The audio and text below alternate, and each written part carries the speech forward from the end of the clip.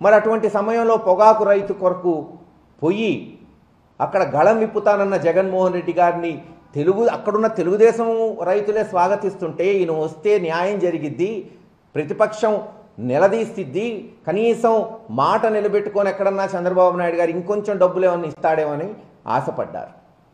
జగన్మోహన్ రెడ్డి గారు శాంతియుతంగా పోయారు. ప్రభుత్వం సెక్యూరిటీ ఇవ్వాల. ఒక జెడ్ కేటగిరీ సెక్యూరిటీ ఉన్న మాజీ ముఖ్యమంత్రికి ఇవ్వాల్సిన గౌరవాలు ఈ సంవత్సరం నుంచి ఎక్కడన్నా జరుగుతుందా? ఆంధ్ర రాష్ట్ర ప్రజలు గమనించాలి. ఒక 5గురినో 6గురినో కానిస్టేబుల్స్ని ఇస్తారు. అదేమంటే హెలికాప్టరు ఎక్కడన్నా దిగి దాడి జరిగితే ఆ పైలట్లను బెదిరిస్తారు. తెనాలి పోతే అదే ఘటన, మరో దగ్గర కర్నూలు పోతే ఇంకో ఘటన.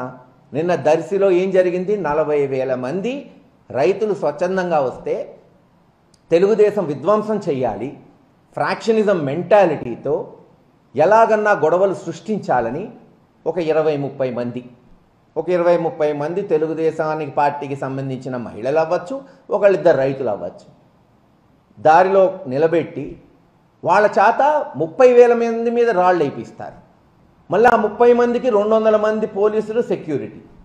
రాళ్ళు ఇసురుతుంటే పోలీసులు ప్రేక్షక పాత్ర.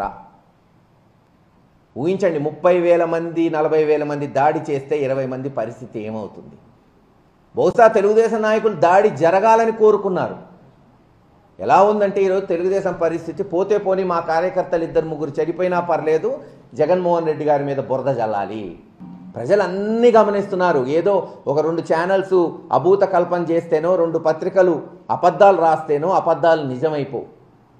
ఈరోజు ప్రజలకి నిజాలేంటో తెలుసు. జగన్మోహన్ రెడ్డి గారు ఎందుకు వచ్చాడో తెలుసు, దర్శికి ఎవరి కోసం వచ్చాడో, ఏ తరుణంలో వచ్చాడు. ఇప్పుడు ఏం ఎలక్షన్స్ లేకపోయినా కేవలం రైతులకి న్యాయం చెయ్యాలి. ఎవరైనా కానీ ఆ రైతుల్లో వైఎస్ఆర్ ఉంటారు, తెలుగుదేశం ఉంటారు, కమ్యూనిస్టులు ఉంటారు, జనసేన ఉంటారు, బీజేపీ ఉంటారు, కాంగ్రెస్ ఉంటారు. ఆయనేమో పార్టీ వాళ్ళకి డిమాండ్ చేయట్లా. రైతులు పక్షపాతిగా న్యాయం జరిగితే రైతు కూలీలకు కూడా న్యాయం జరుగుతుందని పోరాటం చేస్తున్నాడు. ఇవన్నీ చేయకుండా కేవలం ఒక 30 మందో 20 మందినో పెట్టుకోవటం, రాళ్ళు ఇసిరీయటం, టెన్షన్ తీసుకురావటం, వాళ్ళ ప్రాణాన్ని పణంగా పెడుతున్నారు. ఇది ఎక్కడ విడ్డూరమో నేను చూడలా.